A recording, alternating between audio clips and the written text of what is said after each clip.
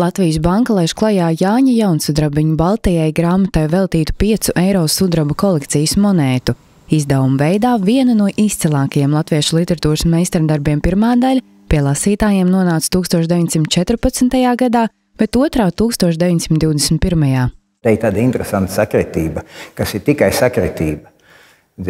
Baltai grāmatai tātad 100 gadi, kurš pirmā iznāca. Un baltai grāmatai vēl ir tāds apakšvirsraksts, šie 100 bērnības stāsti, vēl viens simtnieks. Nu, un sakritība tā, ka šī ir arī 100. Latvijas bankas kolekcijas monēta. Baltā grāmata ir rakstnieka bērnības atmiņu stāstu apkopojums mazā Janča skatījumā un vienlaikus latviešu lauku dzīves pārskats 19. gadsimta nogales gaisotnē un 4 gadu laiku ritējumā papildināts ar autora zīmējumiem. Baltās grāmatas ilustrācijas redzams arī mākslinieces Sandras Krastiņas veidotajā monētas dizainā.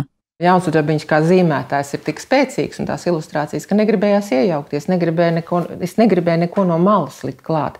Es vēlējos tieši ar to strādāt, un ko Jaunsudrabiņš ir uzzīmējis. Plus dabūju vēl, tas ir Baltā grāmata pirmais izdevums 14. gadā. Tad bija labāka druka. Pēc tam jau viss pārējie izdevumi ir pārpublicētie zīmējumi no šīs grāmatas. Līdz ar to viņa īpaši padomju laikā aizvien vājāk un vājāk tā druka, aizvien miglaināks. Līdz ar to tas pirmavots, ar to es arī strādāju, pirmavots ir no šīs 14. gada izdevuma, no tās pirmās grāmatas. Monētas reversā redzams grāmatas vāka atveids ar nosaukumu. Tas it kā salocīts, turpinās arī monētas aversā. Abas monētas puses rotā ilustrācijas no Jaunsudrabiņa darba.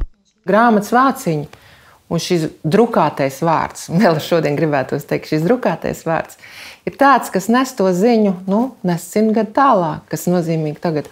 Un šajā satverā, šajos grāmatas vāciņos ir ielikta tā lielā pasaule. Tā pasaule, kas ir tā laika Latvija, Jaunsudrabiņa Latvija un mūsdienu Latvija. Tāpēc es arī to zīmējumu izvēloties ļoti centos, lai tas būtu tāds gaišs, optimistisks, tāds apliecinošs. Tāds, par ko mēs arī tagad varētu teikt, tā ir mūsu Latvija.